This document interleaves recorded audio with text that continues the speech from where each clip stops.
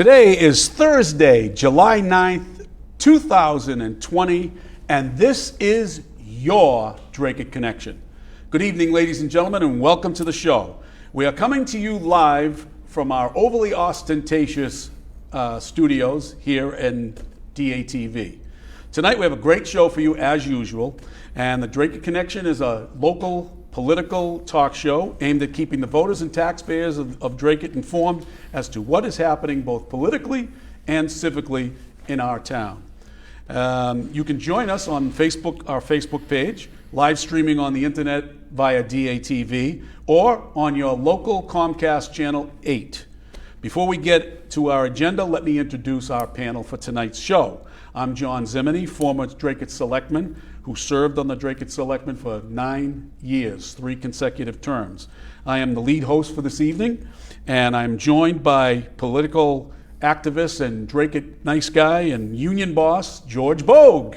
How are you, George? Good, how you doing? I'm doing fine. And we are also joined tonight, none other than one of Dracut's best and all-around nice guys, astute political analyst, and newly appointed president of the Joe DeRocco fan club. That's correct. Gordy Scott. How's everyone tonight? I can't wait for Sean's report on the weather. We need some rain. So. Now, I want to talk about this fan club. You were overwhelmingly, after that impassioned speech you made a couple of shows ago, and you were so upset, you were overwhelmingly elected without opposition, I hear. Right. So I'm going to have to create a Facebook page. There you go. I have to admit, I don't know why I was passed over for this. You can be the vice president. Here's the mouse that roared right here. Phil Tebow is back in the house, folks. Let's hear it for Phil. Phil is on the permanent building committee. Yeah. A couple of other committees. What other committees are you on? The list is. It varies depending on the season, I suppose. Capital Planning, Northern Middlesex Council of Governments. There's a couple of them. And of course, folks, we're missing the most important guy in the place. Mountain Man. The guy who's the myth, the man, the legend, the mountain man of Dracut, Brian Bond, who's on vacation. But we do have a message from Brian that we'll play during the show later on. I think it's an editorial. I would call it probably an editorial. It's an editorial. Aren't we all editorializing here tonight? Yeah. But before we get to the jam-packed agenda that we have tonight, we have our weatherman extraordinaire, Mill City weatherman, Sean Kelly. He's in the house to give us the 8-day forecast. Take it away, Sean. Thanks for having me again tonight on the Dracut Connection. Here is a look at the dew points right now, where we actually would be a little bit earlier, if anything. It was a pretty oppressive day. Dew points in the upper 70s in some locations. For us here, 75.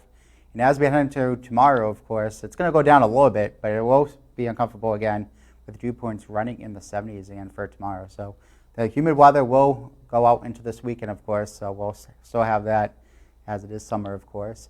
Here's a look at the futurecast, and everybody's talking right now about that potential tropical system, which should be the next Faye, I believe is the next name of that one. So it is going to be moving up the coast tomorrow, and as it does head into the area tomorrow afternoon and into Saturday, right now it does look like Friday afternoon we'll get into the rain. It could be heavy at times too, so we could see some locations up to 2, even up to 3 inches of rain. Right now it does look like Western Mass would have the best chance of seeing that heavy rain in those higher amounts, of course. But again, the track is still yet to be determined. Right now it does look like it is favoring a little bit towards a westerly track, but it could go a little bit more east, and that will change everything again for amounts for rainfall. So again, not a washout for Saturday. We'll get some sun in some of the morning hours, and as we head through the afternoon, there could be a pop-up shower, even a storm. You'll start to see that any minute now. As into Saturday afternoon, again, dry at times, but there could be even an afternoon shower, even a thunderstorm might pop up. As we head back to the forecast for tonight, though, we're going to drop down to about 70. It is going to be very humid again. There could be a stray storm or even a shower, especially as the atmosphere is primed for that right now. As we head into your Friday, the morning hours will be cloudy for most of the morning. It's as we head into the afternoon hours, anytime after 12, 1 o'clock, that's when you're going to start to get into the heavier rain, especially as we head into your Friday night. Heavy rain is likely for the area. We'll have winds too, 15 to 20 miles an hour, so it will become gusty. The strongest wind might be between 40 and 50 miles an hour, and that would be centered into the higher elevations and on the seacoast of Mass and New Hampshire. As we head to your Saturday, again, we'll get some peaks of sun, maybe even an afternoon shower or even a thunderstorm with a high of 83 degrees. And as we enter your Saturday night, temps are going to drop down to about 69 degrees or so. There could be a spot shower, but it will be clearing as we head into your Saturday night and even into your Sunday. Right now, though, looking at your exclusive 8-day forecast, it looks a little bit unsettled right now for a Sunday all the way up into next Thursday. There is a chance again for storms almost every day next week. And that's it for everybody. Back to you guys in the studio. Well, thanks. Hey, welcome back. Welcome back, folks. Speaking of the weather, I don't know if anybody, last night there was such a thunderclap next to my house. The photographs on the walls, the pictures on the walls actually fluttered. And there was a music box that hadn't played in years. It started playing. Just everything shook. Wow. The cats went running. They were just so they were just so scared. Cats were just scattered so fast. It was unbelievable. The alarms in the neighborhood started going off. Car alarms from the thunder, the rush of it. But thank you, Sean, for that great forecast. And we got some rain coming. My wish is granted, I guess. Yeah, we need it badly. The plants out in the garden must need it. George, what do you think? Oh yeah. No, my wife is, she's the gardener of the family, but she's always like, "Oh, should I water? It's so dry." And of course, now we're into the drought. You can only do like 3 days a week anyway. Right. Yeah, So you've got to water it, or it's going to dry up really quickly. So I'm doing it twice a day, just about. Gordy, you got a report for us on the virus, on the China virus. So we will have our weekly Massachusetts update, and I have a one slide on Dracut itself, and then this week I put in some national stuff that the CNNs and the other news medias aren't really giving you the real data. So Ron, if you can bring up my screen, and I'll go through the report for Massachusetts first, and then we'll go into Dracut. So here's our COVID update for today. Today's July 9th. Here are the key indicators for the weighted averages here for Massachusetts. So you can see our weighted average on the top is for the positive test rate. So we're down to 7% positive tests, which is down 93%. Our 3-day average for patients in the hospital is down 82%. Number of hospitals using surge capacity went up actually a little bit the last few days, up from 1 to 5, but it's still down 76%. And the 3-day average of deaths is down a staggering 90%. So that's very good news. Before you change that, what the 76 number, how much did that go up? And what does that number represent again? That's surge hospitals using surge capacity. So there's some small towns, smaller communities that have a hospital that they're at maximum capacity. And that's a nationwide number. This is Massachusetts. Massachusetts. So Correct. we're up a little bit. How much? My wife confirmed today that Lowell General Hospital is down to 3 patients. 3. So down to 3. Down to 3 patients. See that? In a big community like that. Yep. Again, we're going to go quickly through these. This is the average age of COVID cases in Mass is 51 years old. That's unchanged from last week. The average age of hospitalization is 68. Again, that's unchanged from last week. Average age of death is 82. Again, that's unchanged as the number of cases have really diminished in Massachusetts. So I expect a lot of these numbers to stay unchanged for the foreseeable future. And here we have our total deaths in Massachusetts. We're up to 8,243. Out of those coming from long-term care facilities is 5,220, which is 63.3%. That's last week was 63.4, so it's slightly changed. Total deaths, again, at 8,243. With underlying conditions, it's down to 98.2, down from 98.3, again, slightly. Total deaths on those 80 plus is 51.55, so that's 62.5. That actually went up from last week. It was 62.3 last week. Deaths in those 70 plus is 6957 out of 8243, which is 84.4%, so that's unchanged. Deaths in those 60 plus is 7,817, which is 94.8%, and that's unchanged as well. And here's our deaths under 60, 426 now, that's plus 10 from last week, which is 5.2%, which is unchanged. Can you hold that for a second when you're done? Yep. Good. And then those under 60 with no underlying conditions is still 8 people. Okay, so we have 426 people who died under 60, right? And that represents 5.2%. What is the annual flu average of deaths? I'm not sure about that, but again, those deaths are usually younger people. Right. Like infants, you have a higher mortality rate in infants, From the things flu. like that, from the flu. Okay. Again, there are people that are older, over 80, that die from the flu because of complications, what have you. But Sure. You can see here, it's really, to me, this is really, I don't think people under 60, you know, I think that number is much higher for the flu because of the children, the Right. small children, newborns. So deaths under the age of 60 with no underlying conditions is Eight eight people. total for the country. 8 people for the state of Massachusetts. For the state of Massachusetts, and that's 0.10. That's less than 1%. That's a tenth of a percent. Tenth of a percent of the Wow. population. That's low.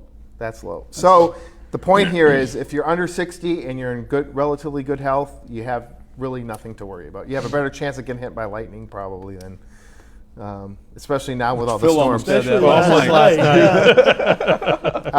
yeah. The last update on the Dracut website was from June 26th, so this number is the same from last week. I don't have an update on the website, but we have total number of cases in Dracut, 495 people out of about 28-some thousand people, and the deaths up to date hasn't changed. We're still at 2.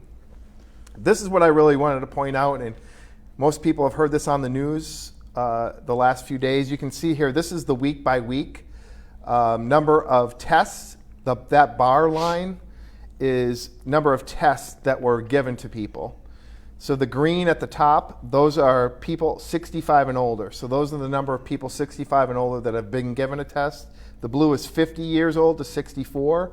And you can see here the yellow line is the biggest, and that's people from 18 to 49. That's people that have been given tests. Right. So a lot of those are healthcare workers, things of that nature. Essential workers, Essential police, workers, fire. right. And that the other line that you see, the straight lines that you see, is the percent positive. Okay. And the different colors are the different years of age. So the lowest line, which is the highest, it goes from the highest. The curvy, yep. The one that's the green one that's very high, back a few weeks ago, that was 65 years and older. So you can see 65 years and older testing positive is now the lowest number. Wow. And then you can see that line has come down, and it came up just slightly. And these numbers are from public health labs that tests get sent to, and that's probably the smallest number. So this chart shows about 250,000 tests per week. And you get this see off now the it's CDC website? Yes, from the CDC website. So you can see that bar is coming down now. So the number of tests that are happening, the bar is coming down because, again, the yellow one is the people that need to get tested because of their job. The other bars are shrinking, which means people aren't getting as sick or they're not as worried about it. Well, certainly, the high point of people showing positive, the big jump in the beginning, is because they were testing people that they knew were sick. Exactly, right. Right. So this is from labs. This is the same chart, basically, not broken down by age group, but these are tests that are coming into the clinical labs. So this is slightly smaller than the last one. You can see that that last bar far to the right is this week. So you can see the number of tests are down dramatically in the clinical labs, and you can see the black line did slightly go up. So the percent positive is increasing slightly. It's just slightly, nothing to be worried about. The blue bars is what the media is telling you. Oh my gosh, we're doing so many tests, there's so many tests. Yeah. But the percent positive, overall percent, it's more people because we're testing more. What is the percent positive? The percent positive on this lab test is just over 5%. 5%. Nationwide, it's about 7%, I think, overall. Okay. And this is the big one here. So this is the one that the commercial laboratories, so these are the ones that the hospitals usually send that get paid. And these are up to 2 million tests. So you can see last week, the big bar, not the farthest one to the right, but the one right before that, that's 2 million tests that were sent to the labs. You can see again that number has come way down and it's starting to slightly go up. So the percent of people being tested is positive, but those people, as you're going to see in the next slide, are not getting sick. They're not getting sick enough to go to the hospital. And that's really the important thing. So the media can tell you, oh my gosh, there's so many people with COVID now. The cases are climbing. So that big line, the big one, up to the top, that was tests here, for last week. Right, this is last week and this is this week. And those other lines represent what was positive by age group. Correct. So this green line is 65 plus. Yep. The top little black is they don't know the age.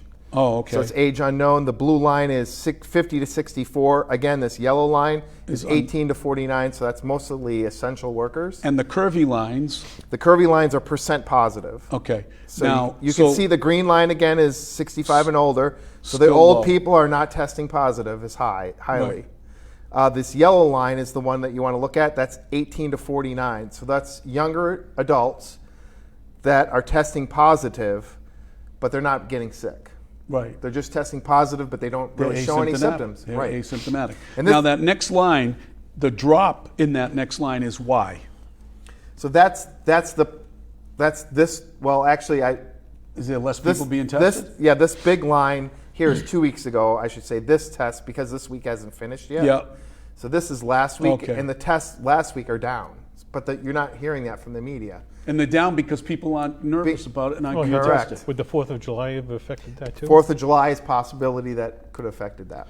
Okay, next. But the next slide is the really important one. So here we see the number of people being hospitalized, right? So that the top line, which is the red line, is 65 plus. So that's obviously, these are the people that went to the hospital. This is at the peak. How many people per 100,000? So this is like 30 per 100,000 that were hospitalized. And you can see now that line, as of last week, has gone way down. It's now about five per 100,000.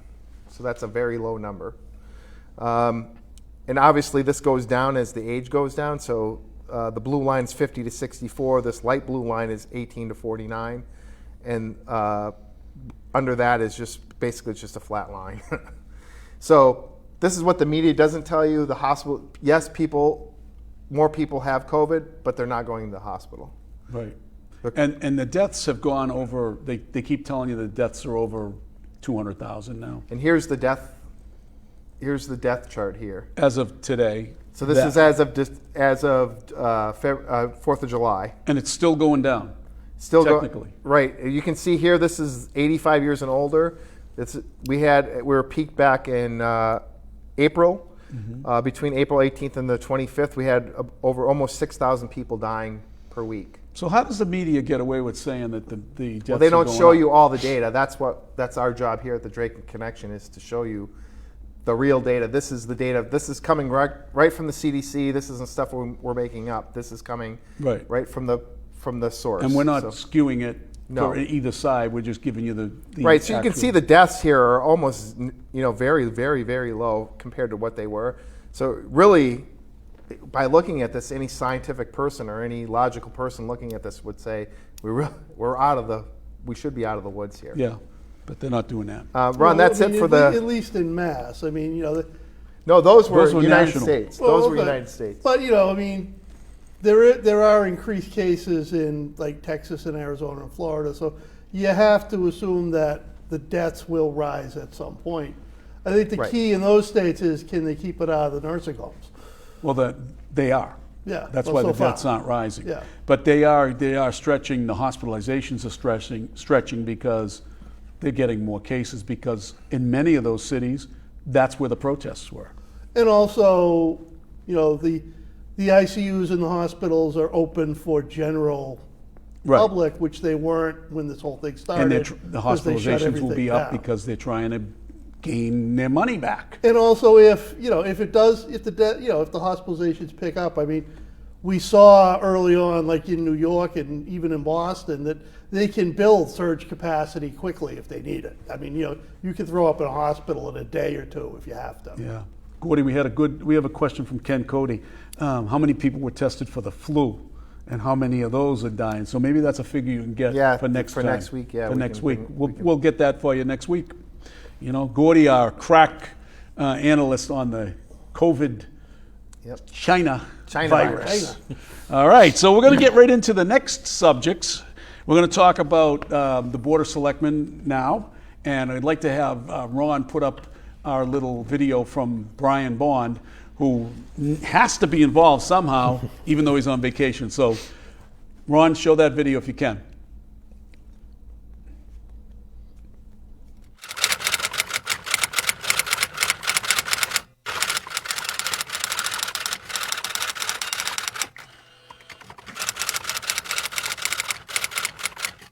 Imagine living under a system where your writing must be approved by the government before it can be published.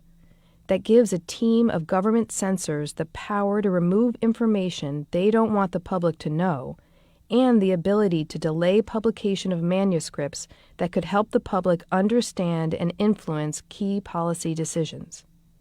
In America, we know that the First Amendment is supposed to protect us from this kind of censorship. We have a right to speak our minds and to hear what others have to say. It's fundamental to who we are. It's the bedrock of our democracy. For Selectman Dracut, discuss Dracut Access Television relationship with the town, where apparently no written contract has been signed between DATV and the Board of Selectmen. Last meeting, because I wanted our attorney to look at the contract that we have with Comcast and where our authority is, and we have no contract with DATV. Standings. I don't believe there was anything untoward here or there was any bad faith here. I think it just grew on itself. It just continued on. And here we are. One, I'm not too happy with the connection, in my mind, all it does is degrade people. I mean, it goes after families. It doesn't care who they hurt. I mean, it's the same thing over and over again. I don't see the benefit to the community or the ratepayers or any of that. I mean, I don't think, John Zimini, Barnes, and Zimini, and Thibault, in my opinion, are doing the towns any favor. They're fighting their own battle. I think they're using it, in my opinion, I think they're using it as a weapon. And, at some point that's got to end, because I don't think it's beneficial to the community. And I think that's right now, that's our job to oversee that. In broad terms, censorship occurs when individuals, groups, or government officials decide that certain images, information, or ideas are so objectionable that no one should have access to that, because they don't have a contract. They're just designated by us to do it. And, I'm not saying they need to be censored, but I think they need to be dealing more in what the truth is and not just throwing accusations out there about different people. So at this point, I don't know where we are. A cable advisory committee, I don't know whether we need to rejuvenate that. Those were the ones that we've dealt with from day one. We've never dealt with anybody from DATV. I mean, Jack Lyons did a tremendous job. Over the years, everybody had a lot of faith in him. And some of the people over there, in my opinion, I don't have a lot of faith in. So, I think we need to take a closer look at it and find out which is the best way to go. Through the chair, may I speak? Thank you. So I don't know why we're bashing DATV. We didn't ask for any financial report. Mr. Dracut did. DATV provides wonderful programming for the community, and it is protected by the First Amendment. It's called free speech. However, hateful words towards DATV may not be protected by free speech. There's no reason to bash the wonderful people that work there. They provide educational programming. They provide mentoring for adults and children. They have wonderful programming. They have lots of shows that you can watch. They televise our meetings and other meetings in town. And they work very hard for what they do. They created a beautiful studio. And I've had a tour several times of it. It's amazing. I don't know how to use all the equipment, but I certainly want to learn. I think that DATV is such an asset to our community that I think we should really let them function. They've done a very good job. Anybody can go on and have a program. You can have a program about, let's bash Dracut Connection if you'd like, Mr. Draco. But I'm sorry, people have a right to their opinions, and as long as they're not hateful and as long as they're not untrue, they're not going to get sued. But you've mentioned the people on that show throughout this meeting tonight at least 3 times. For what reason, I don't know. But that's hateful. It's not. You can't just be projecting your personal opinion. I have a right to my opinion. It's not the opinion of this board. Your opinion is your opinion. We don't all feel that way. I know personally I don't.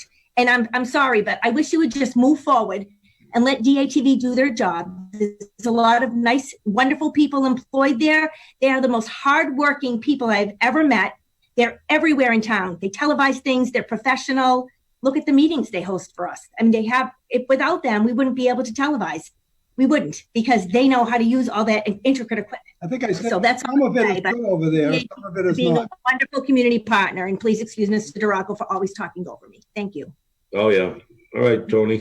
Mr. Chairman, if I could just opine, I've listened to town council talk about a whole bunch of, things that may or may not happen. I'm just a little bit confused. I mean, we talk about we should have a contract with them. A contract to do what? I mean, what has it got to do with us at all? There's a paragraph in this contract, it's about 12 pages, that says responsibilities of the town. And another page or two, responsibility of DATV. And it gets into what they have to do. Like DATV in the contract that I was presented, and it goes on and on and on about what they should do for programming, how they should have diversity, and it really outlines what their activities are. And then they certainly don't have any authority on public programming. The First Amendment is clear. The town of Dracut has a lot of authority on governmental and education. We can actually set the bar of what we want in those particular 2 fields within reason and with the mutual agreement of the Access Corporation. I think. Well, I just want to say that I hesitate to dictate to a nonprofit agency what they should or should not be doing relative to the First Amendment. You want to talk about lawsuits, Council? No, you can't do that. We know that, and that says that in this document, the town would agree that we could not affect their First Amendment rights to programming. It's very, very clear in this document. I don't disagree with that statement. I didn't object to it. I think it's pretty plain. They have a First Amendment right to their programming. Anybody can go on there and present a political view or a comment that probably is going to be protected by the First Amendment, unless it's actual malice, a mean-spirited, violates Sullivan v. New York. I mean, if they go way overboard and start lying outright, and they know it, and they're reckless with the truth, well, yes. I mean, you could do something. That would not be covered by the First Amendment. Right, and I think that there's even a higher threshold for those of us that are politicians. You have to show actual malice and harm. Yeah. So a contract wouldn't get rid of a program that somebody doesn't want, because I think that's no. For me, it's because you don't like it. You can't. It's free speech. You'll get sued. So you don't want to open the lawsuit up to the town up to more lawsuits, Mr. Duraco. You've already done enough damage over the years. All right, shall we move on? Thank God you're leaving. Amazing. He's such a bitter old man. It's terrible to get old and be bitter. I'm old, but I'm not bitter. I'm happy, and I'm going to continue to be happy, I hope. I don't get to that point where he's so hateful. But, that video was actually going to be played later, but we're going to switch it around a little bit, and we're going to talk about this for a little bit, because Joe Duraco's attack on Dracut Access Television, free speech, and the First Amendment continues. This just continues. It's in the Lowell Sun this week.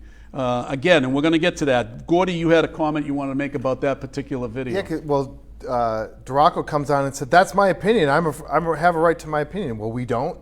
Right. Just because we don't like some of the things you do means that we can't express our opinion on TV? Well, in Duraco's little world, you see, he's the guy that has the opinion, and everyone's supposed to bow to that opinion.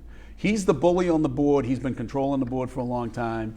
and we're going to get into that a little bit later. But the bottom line is, if you don't agree with him, you don't have a right to an opinion, period. You only have an opinion if you agree with Joe DeRocco. And that's a shame. That's a real shame. It's time for him to really get going.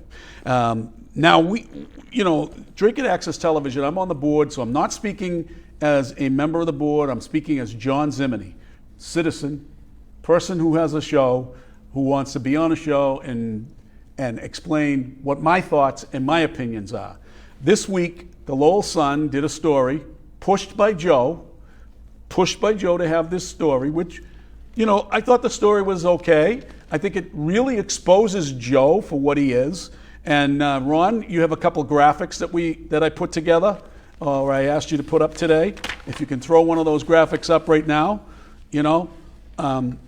he talks about in so many terms. He talks about how he's disturbed by DATV and why DATV allows. What he doesn't understand is it's a civil right, and he knows when he mentions liability, he knows the town has no liability, none. DATV has liability insurance that covers it, and the people who are making the opinion are the ones that are exposed. If we know we're saying something that's not true, and we're doing it with malice and and forethought, then the bottom line is, if we know something is not true and we say it, then okay, sue us. Then you have a right to sue. Of course, you have a right to sue for anything at any time.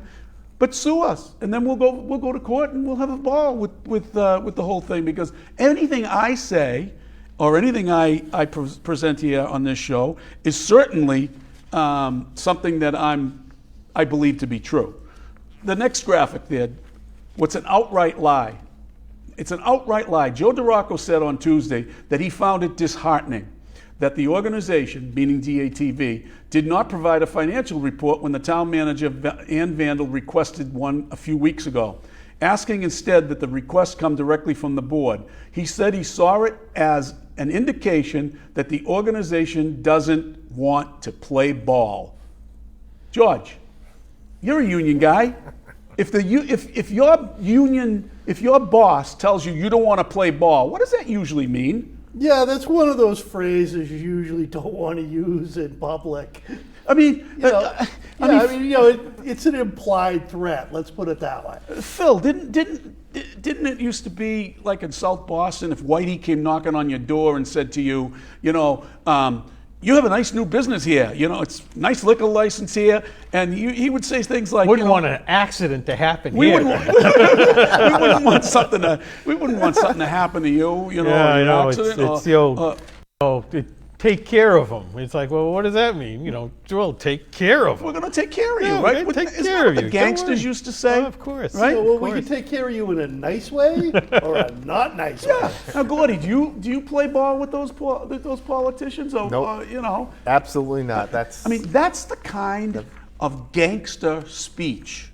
And my good friend Tammy Dristolaris, she always likes to refer to some people in town as gangsters because they act like gangsters. And that's something that they do. That's just what he does. We were, yesterday, Brian Bond and I had an occasion to be at a local establishment. I'm going to keep it quiet. I'm not going to name the establishment, but, we were there yesterday, and they were telling us how Joe DeRocco had sent, it's a business in town, who Joe DeRocco doesn't like him, and he sent the building inspector to this business 28 times in the last 15 years. What do you think that is, Phil? What do you think that is? That's a shakedown. You think it's a shakedown? Do you think it's harassment? Oh, do you think it's... Gordy, is it abuse of power? That is an abuse of power. It needs to be stopped. He can't. It's outrageous. I'd love to get that businessman on here, and this guy is not the only businessman that this has happened to in the past. And if the building inspector is doing this, what does the building inspector have time to do otherwise? One time he went to this business on a Saturday because they were making too much noise with their heavy equipment. Well, you know what? The business is involved with heavy equipment. On a Saturday, work doesn't stop on a Saturday. Sunday I can see. Saturday, no. Give me that next graphic. Our lawyer, the lawyer from the Dracut Access Television, said it best in an email to the Sun. And Cheryl Bourbeau, who is the lawyer for the Dracut Access Television Corporation, she said, we're very happy to negotiate with the town. And then she went on to say that DATV is a non-profit, non-commercial access television facility whose purpose is exclusively charitable, scientific, and educational, which has provided an important platform for the civic discussion and debate on matters of public interest to them and for all Dracut residents. Bourbeau went on to write, even absent an agreement, Dracut Access Television has successfully and responsibly been doing it since 2006.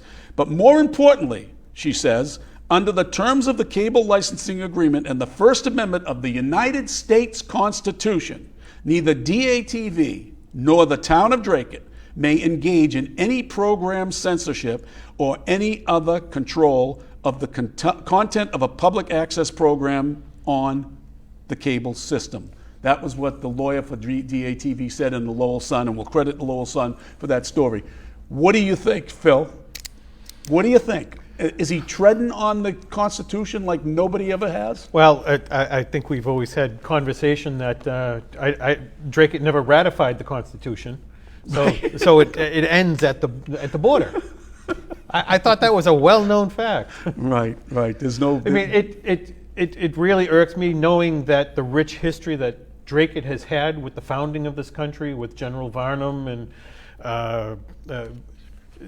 during the Revolutionary War and serving as the first Speaker of the House in Congress. I mean, it's just a slap in the face to our founding fathers. It's just Gordy, what say you about this whole I just say I hope that Joe Dracut sees that message from the lawyer crystal clear, because yes, is it important to have an agreement between DATV and the town? I think that's an important thing. Right, it is. But if you're trying to censor a show, hopefully he gets that message, because he's caused enough lawsuits, which we're going to find out, which I have a FOIA request that's just coming up. We're going to find out exactly how many lawsuits. And if he wants to cause another one, if he wants to pursue this, he's going to have another one on his hands. I'm sure he will. Sure. And that one will include some personal problems for him.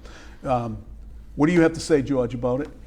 Yeah, no, I mean, actually, from what I recall when the conversation came up, it seems like this is also another one of those dug-in screw-ups, because they were negotiating this agreement when they were renewing the Comcast contract, and,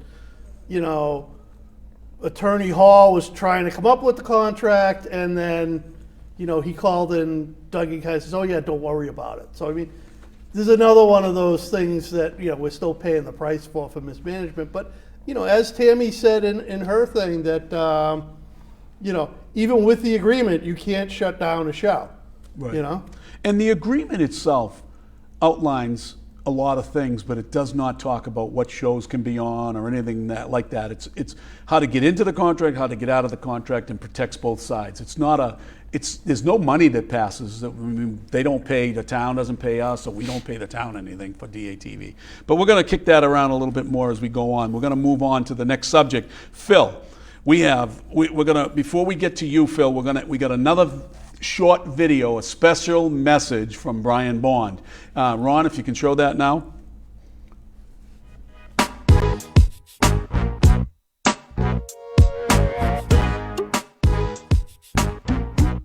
Talk about the Dracut Connection a little bit. We started it back in 2012, and the idea is we wanted to reach out to the folks and inform them what was going on in Dracut. Between our guest and our host, we had a ton of experience in municipalities. We had planning board, we had selectmen, we had conservation, we had housing authority, water commissioners. So we had a great wealth of knowledge to share with the folks at Dracut, and that's what we did. But we also wanted to reach out to the folks and tell them what was really going on in Dracut. See, the media was controlled by two sources. Over on Saturday morning, W980 CAP, and then the Lowell Sun. And that was controlled by one group in town. And that group could manipulate the half-truths and the falsehoods and create a narrative that really wasn't true. And people would believe. So the creation of the show, it gave us a great opportunity to reach out to you folks and we exposed them. They were getting their friends' jobs. They were getting family jobs. They were taking care of themselves at the taxpayers' expense. And folks, you knew what was going on, but nobody was standing up. Nobody was telling you what was going on. Nobody was showing you what was going on. And so that was one of the motivating forces behind creating the show. Events of Selectman Joe Dracut attacking Dracut Access TV, trying to censor and remove the Dracut Connection from airing. This morning, I was once again reminded of why we at the Dracut Connection do what we do. I was at a local butcher picking up some meats when I was approached by a woman named Charlotte, who said she and her friends watch the show faithfully and they appreciate us keeping them informed about what's going on in our effort to keep their taxes low, seeing they're on a fixed income. This conversation has happened hundreds of times over the years since our inception of 2012, whether I'm at the supermarket buying foods or if I'm at a sporting event locally. Folks come up to us and they tell us this all the time. The Selectmen's meeting of June 23rd, an agenda item was up for discussion of Dracut Access TV's relationship with the town of Dracut and the lack of a signed contract. Fair enough, that's a great discussion to have. The town has never officially proposed to begin negotiations with Dracut Access TV. The discussion started with the talk about a contract or lack of, and soon spun off to Selectman Joe Dracut's real reason for the agenda item. He mentioned he was not happy with a certain show. He mentioned the Dracut Connection. He mentioned he did not see the benefit for the community or the ratepayers, and they're not doing the town any favors. He started off by naming people: John Zimini, Bond, Zimini again, and then Tebow. He mentioned that at some point it's got to end, and it was their job, the Board of Selectmen, to oversee that. Now, folks, censorship is when government officials, such as Joe Dracut, think that certain images, information, or ideas are so objectionable that no one can have access. This selectman is looking to censor the Dracut Connection by attacking DATV because that show calls out the shenanigans and the corruptions that his friends, those public officials, are involved with in town. Now, Selectman Dracut, or anyone else for the matter, if you believe that the hosts of the Dracut Connection are giving incorrect information, and you can prove it by showing us the evidence, we will issue a statement correcting that. Now, I say to those who are trying to take away our First Amendment rights, the truth hurts, doesn't it? Now, the town of Dracut is currently in the center of several lawsuits, and most of those lawsuits are the result of Joe Dracut and his bulliness. If the town wishes to avoid a future lawsuit, somebody really needs to sit down with Joe Dracut and explain to him what the First Amendment really is.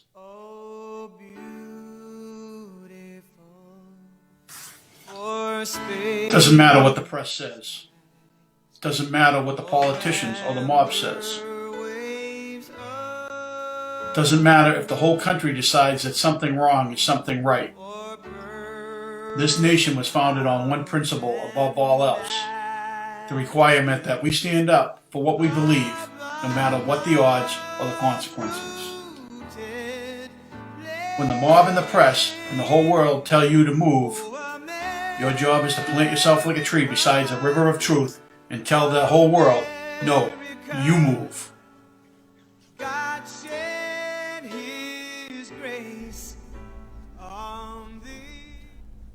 Very good, Brian. Did a great job with that. Great job. So, Phil. Thanks for having me again tonight on the Dracut Connection. Hello. There it is. A look at the DuPont. We got weather coming back. Somebody hit a wrong button in the control room. Okay, Phil. Yes. Threw me off a little bit. So, will the central power base of the Board of Selectmen continue to be Dracut and Jesse Forcier? That is an excellent question. I certainly believe it shouldn't be.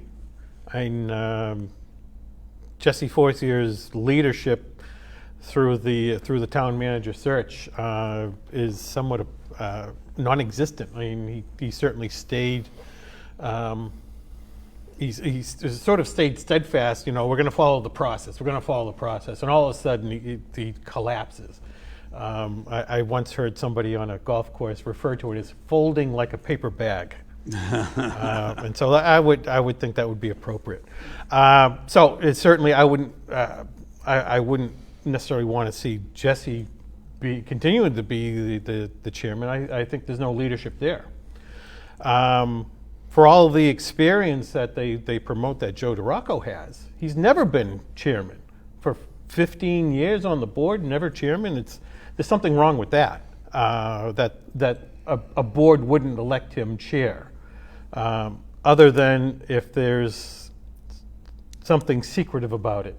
George, do you think there's a problem why Joe DeRocco hasn't been the chair? Well, I think you alluded to it last week. You know, he wants to stay out of the limelight as much as possible. Let someone else take the fall for it, like Jesse did on the town manager search. Now, you know, we talked about who's going to be the next chair. You know, chair is a nice position, and I'm sure it comes with, you know, some prerogatives, but the votes are what matter. So say even if Tony becomes the chair, you know, Joe has to pick off one of the two new selectmen to be a reliable vote. Doesn't necessarily have to be the chair. Because, you know, if the chair is on the losing end of a 3-2 vote, he's still on the losing end. So, you know, he could, or even he could try to pick them off one at a time on certain votes. So, I mean, yeah, he could certainly pull the strings and still control it, even if they don't control the chair. Well, I do know that Tony Chinsky has interest in being the chairman this time around. But the key to this is, can he get the 3 votes? And my guess is that Joe DeRocco will try to stop that, because he, after all, is the godfather of the whole board. And Gordy, do you think that the key to it is the 2 new members? Because you're going to have Tony on one side, because he's always been on one side, and then you got Jesse and you got Joe on the other side. Now, to stop Tony, Joe will go to Jesse and says, you'll have to be the chairman again. Because I don't think they're going to try to appoint one of the newbies as the chairman, which I think personally would be a mistake by one of them to do that. But that could happen too. But in your opinion, Gordy, what do you think is going to happen with the new members of the board? Will that show their weakness, or will that show their strength in following the strength on the board by going along with Joe and Jesse? Well, I think just the new people coming in won't have as much experience, obviously. So they're going to look to those that have experience, which would be obviously Joe DeRocco. So my gut feeling is they'll follow Joe. So I think of the newcomers in, Allison Janess may be interested to chair right off the bat. We'll see. I think Tony should be the one that chairs. Obviously, Joe should be. He's been on for so long. But I just don't think he has the intelligence to do that. So Joe's lucky he knows how to turn on. I don't think he knows how to turn on a computer. So right. I think you hit it right on the head when it comes to intelligence. I think he wants to be the puppet master and tell people where to go and what to do. And do you think, Phil, that Allison Janess will show her cards in her first official vote on the board by? I think it ends up being fairly telling. I mean, it's very well known that Joe was supporting her and campaigning for her. He held a sign for her out at the school complex. So, yeah, I mean, is it time to pay back a favor? I mean, we know there's he's very fond of. Is she going to play ball? Yeah, does she play ball? Yeah. Exactly. Good point. So, I mean, I think Tony, in my estimation, is probably the best one suited for the chairmanship at the moment. He has shown true leadership. I mean, he's been fairly steadfast and even throughout everything. And he's got the temperament. He's got the temperament.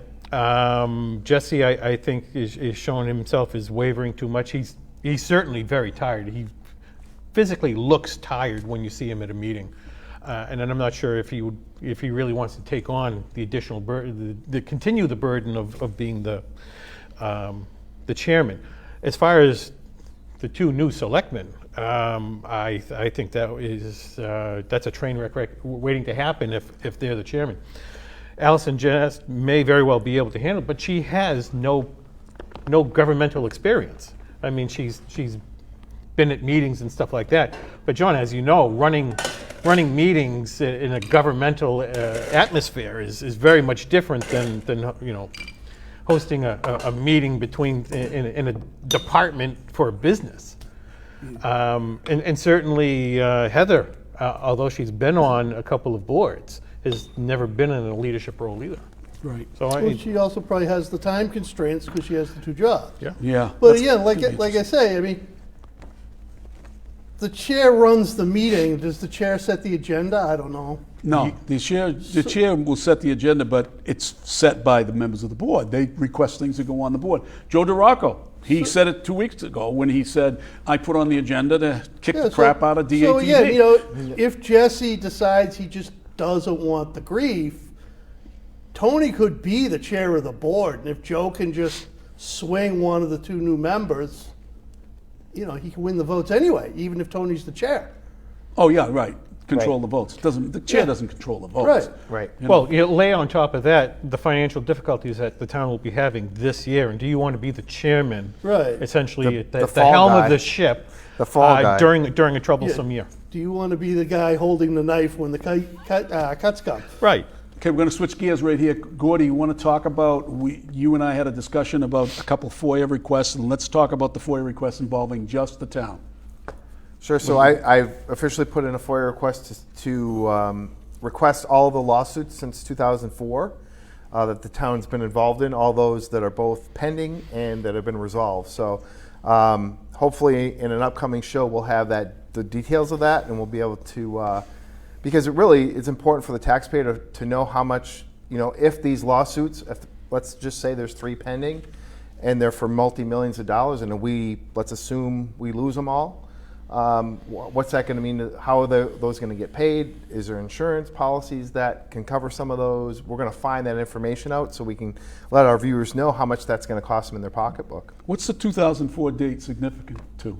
That's when a certain selectman may have become a member of the board. Yeah. And the very first vote I had was a vote that I had to take on Dunkin' Donuts on Broadway Road.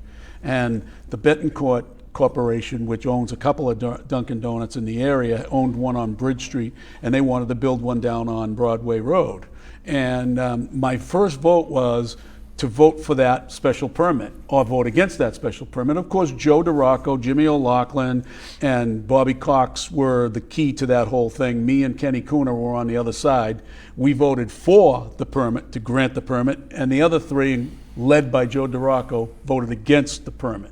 And it ended up being a lawsuit, and it ended up, we all got deposed. I was a friend of the proponent that was, I was in favor of it, so I was a friend of that proponent's lawsuit. I would have sat there and testified in a minute that Joe DiRocco was being ridiculous over the sight lines being blocked by a telephone pole, which is utterly ridiculous, and that's why he voted against it. Anyways, we ended up being told in so many words that we had to settle the case, because if we didn't, it wasn't going to go well for the town. So we ended up going back and taking the vote, and of course Dunkin' Donuts is down on Broadway Road, right?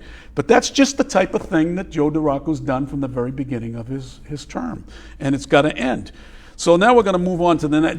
There are several lawsuits out there. There's a Justin George lawsuit, which is huge, because that's going to be a big hit for the town. You've got the David Chartrand. You've got the pot one, the one with Billy Kalkis, Which actually is good.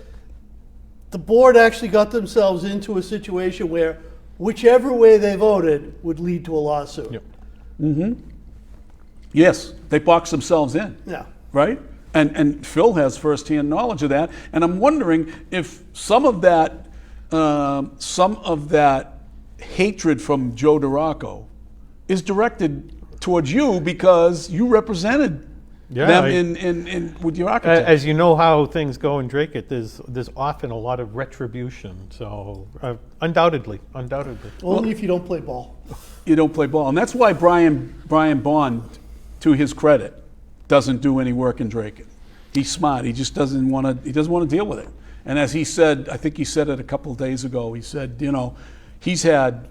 he's been around Dracut for years. He grew up here, and his business has been out of town for years. And he says he's had, maybe in 30 years of being in the business of electric electrical contracting. He's had like 3 jobs that were rejected for whatever reason. And where were they? All in Dracut. So he said he just doesn't do work here. Well, I had somebody who came in and wanted to do a fairly upscale Vietnamese restaurant. 120 seats. They were, looking at a big restaurant. So they came to me and they asked, about what needs to be done in the town, and I just told them the facts. Yep. This is what's going to happen in the town. You're going to have to do, A, B, C, and D. And they said, well, thank you very much. I don't think we're going to be able to work in Dracut. Imagine that. Yeah. Being honest. And I gave them reference material as far as this is what's going to happen, and look at these events, and planning board and board of selectmen. And they said, well, thank you very much. But Jim Duggan, to his credit, was trying to cure that, wasn't he? Wasn't he, George? He was trying to cure that image. Yeah, well, yeah, he did that, but he also seemed to have the board in his pocket a little bit. Because he was brought in to develop. But he business. wasn't playing ball with Joe DeRocco, because Joe DeRocco ended up hitting him with the baseball bat, didn't he, Gordy? Yes, he did, because he didn't play ball. Great square in the eyes. Ultimately, he only really had that sort of help from the planning board. He never really had that help from the board of selectmen, I don't think. No. George, let's talk a little bit about the town meeting and the spending spree that went on, particularly that one piece of property up there on Richardson Road that was given $148,000 for land that we probably would never use. Right, though, that was a CPC thing, and I think generally whenever the CPC brings stuff, it goes through, because people don't count that as coming out of the budget. I think, I remember a few years ago there was a property up behind Dunkin' Donuts on Bridge Street. I think that failed, but that's the only one I can think of off the top of my head. Who's I know that that property? David appropriated some money for a house on Broadway Road. They were trying to they would pay someone money to help move it, because the land was being developed, and no one took the money. So that did get spent. But again, they wanted to buy another piece of the one up behind Dunkin' Donuts there. I think that was supposed to be another hay field, and I think at that point that was off of Avis Ave. Yeah. And I think it was at the end of a long meeting. I think everyone just threw up their hands, and that's the only one I could recall ever losing. So, Gordy, the FOIA request, how soon do we have to have an answer by? They have to respond to me within 10 days, so it's only been 1 or 2 days. So I did put in 3, so I got the current voter list. We're working on some other stories of the water, which we're going to get to. We can segue right into that if you want. Go right into that. We're doing a so we're doing a FOIA request for we're trying to get all the members of the Dracut Water Supply, so we can possibly get them some information about what's happening.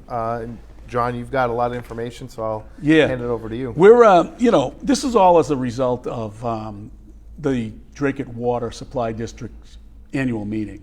And I went to the meeting for the first time as a actual ratepayer and user of the Dracut Water Supply District's water. And I was just appalled by the way they treated the proponents of a joint venture between the town, CPC, and a public entity called CTI. I forget who. Community Teamwork. Community Teamwork. But they're a subsidiary of CTI. Common Grounds, I believe, is their construction. But it's Karen Frederick's group that is. Karen Fredericks is an outstanding individual with very high credentials in the field of public service to the elderly and to those that are in most need. So they're doing the Richardson property, the Richardson farm up on Bridge Street and Greenmont Ave, right? Correct. And they have been designated by the town to build affordable elderly housing. Now, I don't agree with how they're doing it, and I would want to see the whole development to be 30%ers and run by the Dracut Housing Authority, but unfortunately, because of Joe DeRocco, again, I hate to beat this up, who stopped a very viable project from going through when Kenny Cooner and Brian Bond and Kenny Martin were on the board at the Housing Authority, and Deval Patrick was in the governor's seat. There was money there, and there was money for shovel-ready projects, and that was a shovel-ready project. But Joe DeRocco put roadblocks up and ended up squashing that whole thing, and now we're into 10 years later with nothing on that property. So my whole thing is something is better than nothing. So 12 units, right, will be 30%ers, and the others will be 60 or more. They're all considered affordable units. Affordable units, right. According to, and that's the new way that the government's doing these things. They're doing it through mass housing and through the federal government, through tax incentives and things of that nature to make those projects work and be profitable so that they're not a sinkhole, which, and I agree, most of your public housing units are sinkholes. They're just throwing money into a bad thing because you don't get much return on it, right? So you have to keep doing it. I believe the project cost too is, just to give a scope, is I think it's about $18 million. Yeah, for the it project. is. So the deal was that the one article that set me off was the article that was to reduce the amount of tie-ins, the tie-in fees, which used to be $7,500 per unit. They dropped it not too long ago to $3,500 a unit, and of course the group doing the development wanted to drop it even more to like down to like $1,600 per unit, which made the numbers more viable and made it more of a working capital. But it was a partnership that the town owns the property in perpetuity. They're actually getting a lease for the property, if I'm not mistaken. That's correct. And the town is putting some infrastructure, which, we were all part of that, securing some CPC money to the tune of $3 million to have the infrastructure to help the project, whether it would be public or private. We put that out there. So the bottom line is that they didn't want to play ball with the developer. We're going to use that a lot, I think, going forward. They didn't want to be part of a solution to the problem. They didn't want to be on the team. They didn't want to be on the team, exactly. And it just really ripped me off that they didn't want to bend. In fact, I again invited Billy Zielinski to come on the show. I'm sure he's having a nice summer somewhere, which is fine. He's a friend, and I cherish his friendship, along with Billy Moran and Bob Corey. But I think it's a bad mistake they made, and we're going to bring some light to that group. So one of the FOIA requests was to get a list, because we're thinking, the Dracut Connection is thinking of doing a opinion piece newsletter to inform, to keep the ratepayers informed so that more of them get to their annual meeting and more of them vote. Because the bottom line is, they're spending money like there's no tomorrow. $17 million was spent on that day, pretty much without a whimper, for a new treatment plant. So we're keeping an eye on that, right, Gordy? And we're going to start that. Anybody have anything they want to add to that? Did I miss anything? The only thing I would add is that, and it's not to, I don't want to put blame on any of our viewers or anything, but I walk around my neighborhood a lot. My wife and I go for a walk every night, and I speak with a lot of the neighbors. We talk about some of these things. And most of the people, I would say not most, almost all the people don't really take a close look at stuff like this. They're not generally interested in local politics or how the tax works. They just get the bill and they pay it. That's all they're really into. So once I start talking to them and have a conversation about some of this stuff, and I think that's our next piece that I have something about. Once they figure this stuff out, they're like, why do we do that? That's kind of strange. So it's things like this that's why I'm proud of this show, is we bring things like this to light so people can see what's actually going on. Right. Otherwise we just, hey, it's another bill, I just pay it. It's like the cable bill comes in, right? I just pay it's electric bill, I just pay it, right? Well, some of these bills are going to add up quickly, and we're all of a sudden we're going to hit a brick wall and we're going to say, what the heck just happened? Well, because they become standardized fees and just part of the whole process. People just keep paying them, like you said, without even checking the bill. And they always say, why did the bill go up 5%? Yeah. Why did the bill? So now we're trying to explain why the bill went up. So our next segment well, is the other thing with that too is, first off, not that many people vote in the town elections anyway. Right. But when they do, they vote for selectmen, or maybe they'll vote for school committee. But housing authority is never contested. I don't remember the last time the water department was contested. You know, so yes, it's democracy and all these people are elected, but if no one runs against them, you know, it's just continued control by the same people. Right. So, Gordy, we have a special report by Gordy today, and that question is, are your home assessments out of whack? Yeah, so Ron, if you could bring up the picture that I got on the computer here quick. I'm going to talk about this. And again, this is one of the conversations I had with the neighbors. I know it's a little bit hard to see, but hopefully you can see the colors on the screen. So we talked about a lot of people got their real estate bill. What neighborhood is this, Gordy? This is my neighborhood. This is Joseph Ave, Roosevelt, Washington. It's right off of 110. Brigham Ave? Brigham Yeah, Ave? Brigham Ave, right off of between Brigham and Methuen, that area there. So this is one of the conversations I had with some of the neighbors, and so I did some investigation on just the land cost, not how much your house is assessed at, but just the land that your house sits on. And you can see from this map, all the little squares with dots on them, they're all 5,000 square feet. I live on the corner one right here in this big dot. That's where my property is, 5,000 square feet, and I pay almost $120,000 just for the land. So if you calculate that, that's $23.66 for 5,000 square feet, and if you extrapolate that out to an acre, I pay over $1 million per acre. Wow. To live in the town of Dracut. So, in talking to some of the neighbors, it's like, how can that be? How can that be? Is everyone paying the same? So I said, oh, let's go look. So I brought up this is an assessor's map that you can get from the town website, and I went and put little dots. So you can see there's two streets on there. This street here is Joseph Ave, which I live, and the one next to it is Roosevelt Ave. These are all cookie cutter houses, all 5,000 square foot, and we all pay the same land price. But when you go over one more street, and these were built within a couple years of each other, this is Washington Ave. And there's actually a house over here this is a street that they were going to develop and they stopped and never did it. This is called Winchester Ave. So this person, just because they live on a different street name, they pay $20,000 less for land property. They're assessed $20,000. They're assessed less. Okay. Which saves you nearly $300 a year in taxes. Sure. Again, these houses are all the same. So in fairness, these blue dots are all the same price. And they're $20,000 or $30,000 less. assessed less. Right. So Wow. ours is at 100. To be exact, ours is at 118,300. The blue dots are 107. Seems to me that you've opened a can of worms here. Right. Or so, maybe the assessors have opened a can of worms. So I did call the assessor's office, Miss Golden.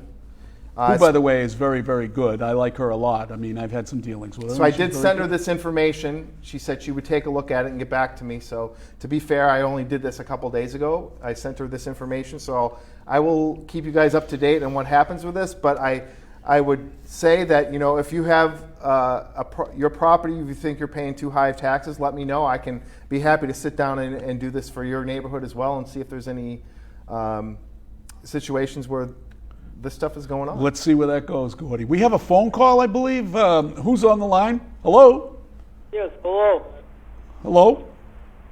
Hello. Yeah, this is Bob. Great show, guys. I just want to get back to the water. Why is the water department a separate entity? Why isn't it associated with the town?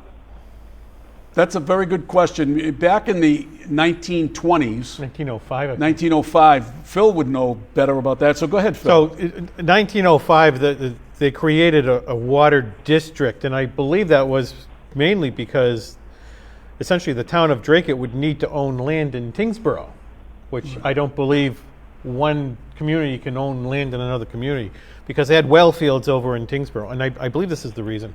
So the legislature set up another governmental organization called the Dracut Water Supply District, and so they're able to. They're held as a separate entity from the town of Dracut. They have essentially all the powers that any municipality would have. Can they issue bonds? They can. They can, I believe, yeah. They can get bonds, yes. And also, it is a separate political entity within the town, but it's not the only one in Massachusetts. There's many water districts throughout the Commonwealth of Massachusetts that were separate. There were a lot of infighting back in the day about territories and things of that nature, so they separated those. I had spoken to somebody that is familiar with this, and they said to me that, that's why these were set up, because the political entities couldn't get along. Now, we have a town department called the Kenwood, and quite frankly, the Dracut Water Supply District does a much better job of managing a district. But the danger with the district is that without oversight, without anybody paying attention, and you don't pay attention as a ratepayer and a voter, that's when it gets out of hand. 20 people attended that meeting. 20 voters voted on that meeting, and 12 of them were employees of the department. So, well, people have busy lives, and you can't be expected to be everywhere. But I think it should be associated with the town. I thought way back they tried to do that, but they couldn't get together. But it shouldn't be separate, and the bills go up and up, and we're tired of it. I agree with you. Well, wait, they're not going to go down anytime soon after that $17 million water treatment plant. So expect them to go much higher. Are you in the district? Well, I'll let you guys go. Great show, and Bill Tebow, you should have run again next year. Thank you very much, Bob. Thank you very much. Great call. You're very kind. Very cool. We're gonna segue into some national talk right now. We thank you very much, Bob. Thank you. Thanks again for your call. George Bogue, let's talk about the Massachusetts legislature and their beautiful vote into mail-in ballots. Right. So the governor just signed this week. The legislature passed it in June. So just a few things that it includes is Secretary of State will mail applications to all registered voters, mailing addresses for the primary and general elections to essentially for an absentee ballot. So, they're just mailing these things out. The addresses may or may not be correct. Those that apply for a vote by mail ballot will be mailed a ballot from their city or town clerk. Postage for application ballots will be prepaid. Unfortunately, according to Secretary Galvin, they didn't provide any money. So we're supposed to mail these things out, but we can't afford to mail them now. So they're not going to mail them? Well, eventually the legislature's probably just going to have to appropriate money for it. But again, this is such a rush job, they didn't include that in the original bill. So there'll be another bill before the November election that'll come out and say, okay, we're going to give $1 million more to the budget of the Secretary of State, right? Right. Are they going to do like what the Congress does? What is it called? Franking, where you essentially write your name on it and the post office has to deliver it? Oh, yeah. Yeah, well, unfortunately, the post office doesn't work for the town or the state. So they're actually going to have to put their own stamp or get their own meter. Go ahead. There's postmarked ballots have to be postmarked by election day, but they can still be received until 2 days later. There's also people will have up to 1 week before the election to request a mail-in ballot, unless they're hospitalized, in which case they could get one day before the election. The interesting thing when I read this is it passed the state Senate unanimously. Wow. Opposition. No opposition. The Republicans even voted for it? Yep.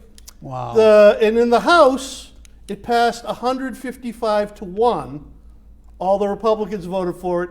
The only person that voted against it was Colleen Gary. Wow. Congratulations, Colleen Gary. Let's give her a pat on the back. I actually sent her a message the other day asking her if she wanted to provide a statement on why she voted against it, because I actually only found that in one story, that who the no vote was. But she didn't get back to me. But, again, she did vote against it. So we'll give her some credit on that. Give her a pat on the back. Now, Gordy, or if you're in favor of it, you can blame her. Yeah. Gordy, you had some interesting comments about their mail-in. Yeah, Ron, if you can just bring up my screen. I'm sorry to keep making you bring up the screen, but this is a Facebook post that person posted from Michigan. His name is Mike England, and this is what he received in the mail. He actually got 5 ballots. For the primary. For the primary, yep. So he got 5. You can see him right here. Here's the picture. He took a picture of it, covered up the complete address, but you can see this is from, forget where it was. Michigan, Albuquerque. Yeah, Grand Blanc, Michigan. So he received 5 ballots, so he can just fill those out and mail them in. And those ballots weren't all in his name, right? Correct. So anyone that's ever lived there received. So he could technically fill out those ballots, mail them in, fill out those requests, mail them in, get them back, right, and vote 5 times for his candidate. And someone did respond and said that the clerk will go through those and validate them. But how are you going to validate them? I think if they're on the voter list, I think they would be valid. So right. You don't know if 5 people live in one. It could be an apartment complex, right? It could be a development where 5 different people live there. So I don't know how they're going to validate that. But he actually posted it and said, "I received 5." Phil, you've done some research too on these mail-in As ballots. a matter of fact, just this past election for selectmen, people could mail in for a ballot. And so I know several people who have done it. We did it in my family. My mother had requested some. So one day I was going over to visit her, and I usually pick up her mail at her mailbox and bring it in the house. And there was essentially the ballots for this election, but it wasn't for her. It was for her neighbor. So let alone that errors can happen with the clerk, but errors can also happen with the post office. They often deliver to the wrong address. I mean, I've received mail for neighbors and such. I know who they are, so I bring it over to them. But, what if I didn't want to bring it over to them? If you were a scrupulous guy that didn't play ball with the town, and you wanted to, you wanted to do something scrupulous. So right? So the ballots were to a neighbor of my mother who has known me all my life. So I figured, well, there's probably some votes there. So I brought the ballot over, hoping that she would play ball. And George, now there's been some ballots that were cast in California that went under the mail, right? And the Republicans fared well in those ballots, right? Yeah, well, there's this funky thing called ballot harvesting that, they came up with years ago. A couple of years ago. And California is one of the places it's in. So like in the 2018 midterms, the Republicans there were a bunch of close races, and the Republicans at the end of the night on election night were leading in about 7 or 8 of them. All of them lost because ballot harvesting allows people just go out and collect these ballots and turn them in. So there's like no regulation of who these people are. They just go around collecting ballots. So, who's to say that if you're a registered Republican and this person has your ballot, they turn it in? Right. So I'm okay with mail-in ballots, but there has to be like a procedure that, they have to be postmarked. They have to go through the post office. You can't have people just like turning in willy-nilly ballots. And as Phil alluded to, even with the post office, you see these stories now turning up where, North Carolina ballots end up in South Carolina post offices, and they don't get found until after the votes are counted. So there's a lot of shenanigans go on with this. So, if it's a tightly regulated process, I don't necessarily think it's bad, but right now there's just really no oversight on any of this stuff. We have some people on Facebook that are watching, and they want to say hi. Eric Fanning says hello. Hi, Eric. I hope everything is okay up there on Mammoth Road. And Kevin Telly, he said he received mail for his previous owner for 5 years after he had owned the property. So you're gonna get mail and you're gonna get ballots. But we also know that there were some areas in California that the Republicans actually won with the mail-in ballots. Well, they learned their lesson in 2018. So this time, there've been a couple of special elections out there. They've done pretty well on the ballot harvesting themselves. Okay, but now I don't agree with the ballot harvesting either, but I do agree with mail-in ballots that involve a reason for a medical reason, or you're going to be out of the state or out of the country, and you're going to do that. But you should have to request to get a ballot. Right. You shouldn't get it in the mail. Automatic. Exactly. And I'm going to tell you something. There has been experience with years ago, you used to have an absentee ballot, and the absentee ballot had to be notarized by a notary public. So each campaign would hire these notary publics that would go around collecting these ballots, who had the right, under the law, they had the right to take the ballot and mail it for the people who were shut-ins. It was mostly for elderly people or disabled people that couldn't get out of the homes. So you'd take the ballot and you'd put it in the mail. But now, maybe there's a couple of scrupulous individuals that are notary publics that would take the ballot, take it home, steam it open, change the vote. Couldn't that happen? I mean, couldn't that possibly happen? So why would you, it's just got to be a lot tighter process. Oh, I mean, it requires the towns through the clerk's office and such to be very vigilant. And as the census goes out, Dracut does it every year, and of course they say if you don't mail it back, you may be removed from the voters list. Well, it should say you will be removed from the voters list, because with mail-in ballot, it needs to be that vigilant. It needs to be done every year. Right, and almost daily. Yeah. It needs to be cross-referenced or something along the line. So let's switch gears a little bit. I've noticed a couple of signs cropping up for the Senate race. The Senate race, the hotly contested Senate race here in Massachusetts between incumbent Ed Markey, oh my Lord, and his challenger, Joseph Kennedy, the 15th or whatever he is. He's one of the Kennedys. He's certainly not a John F. Kennedy. He's Joseph Kennedy. So go ahead. Actually, he is the son of the former congressman. Correct. Who was my congressman when I lived in Somerville and Arlington. Right, and he was my congressman when I lived in Chelsea. Right. So we're very familiar with him. And then actually, Markey was my congrison when I moved to Arlington too. So and Markey was mine. Yeah. Now, as a kid, I remember Markey. He took over for a guy who was his name was Torby McDonald. He died. He was from Malden, not from Malden. He was from Malden, Medford area, Torby McDonald. And I had met Torby many years because as a kid, I campaigned for them too. And when I met Markey, I was a Boy Scout, and we were on a tour of Washington, D.C., and we met him on the Capitol of the United States Capitol, the stairs of the United States Capitol. And the one thing that sticks out in my mind about meeting a U.S. congressman, right?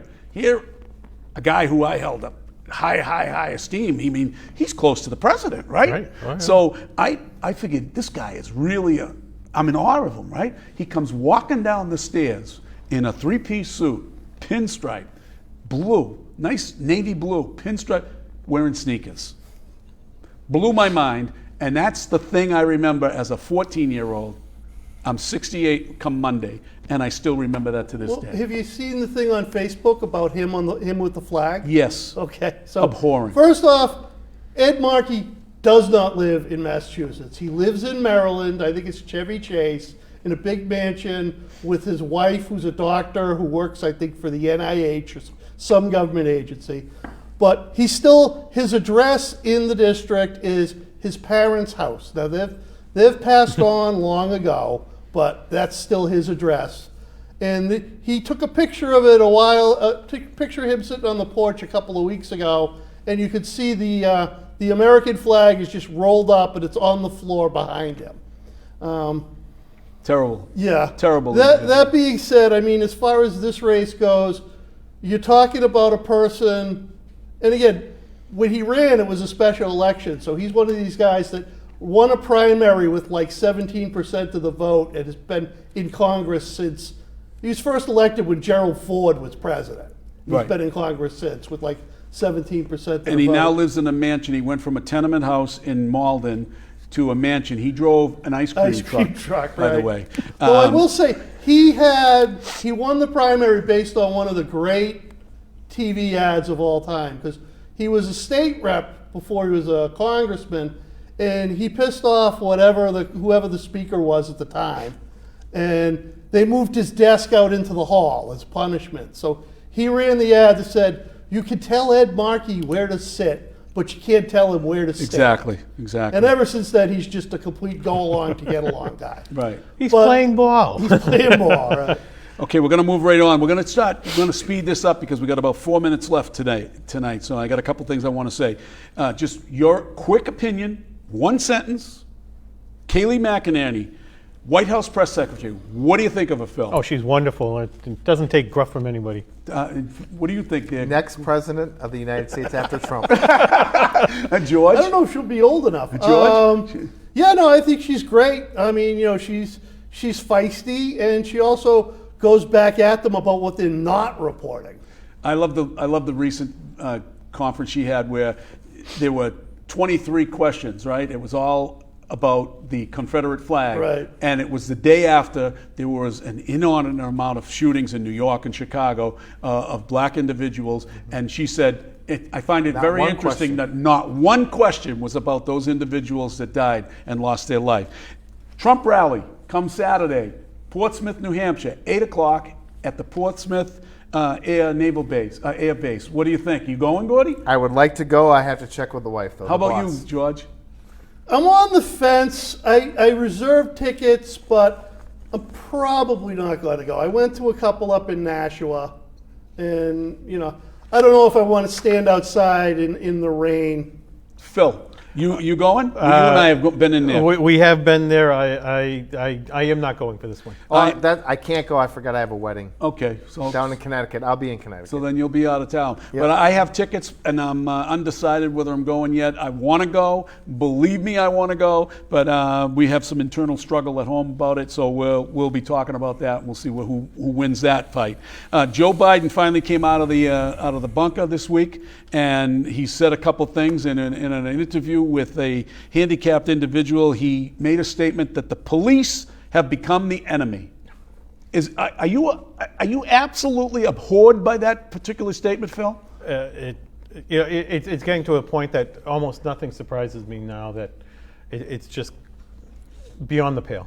Can the United States of America, under Joe Biden, who claims he wants today, he said he now is trying to take Trump's America First stuff and turn it into his own. He's now saying we want to build America, we want to buy America, we want American unions to be strong, but we also got to have the world stage and the world economics. Can we survive with both? I don't think we could survive Biden at all in any way. Okay. Should Biden release the so-called cognitive testing that he's continually being subjected to, Gordy? That's a lie. He's not being subject to any cognitive testing, because I would like to receive the results, because they would not be good. They would not be good at all. I'd also want to see them administered by a neutral party. Right, God exactly. knows who's administering these now. Yeah, I could do it. Yeah, Right. pass. Okay, Quick yes or no. Quick yes or no. Phil, will there be a presidential debate? Yes. Will there be a presidential debate? No. Will there be a presidential Yes, debate? should be 3. There should be 3. And I say there should be, but Joe Biden's trying to find a way, and one of them is going to be release your taxes and I'll debate you. And the last thing, pared down list is now down to 10 with Kamala Harris as the #1 candidate. Is that a winning combination or no? No. What about you? No. Nope. Winning No. combination? No. Gordy, an hour and a half has gone by, Right. just about. Look One at more that. thing. Who on that list might be the best? Do you know? Val Demings or the governor or the mayor of Atlanta. No, I think they have to expand the list to get Expand the list. Michelle Obama. Michelle Obama. Out of the my blue. God, God forbid. Out of the blue. Close it out, Gordy. All right, folks, thanks for watching. As always, we got a lot of more information coming back. John and I will have it for you. And as always, when it's Thursday night at 6:30, it's the Dracut Connection. Stay connected. Good night, everybody.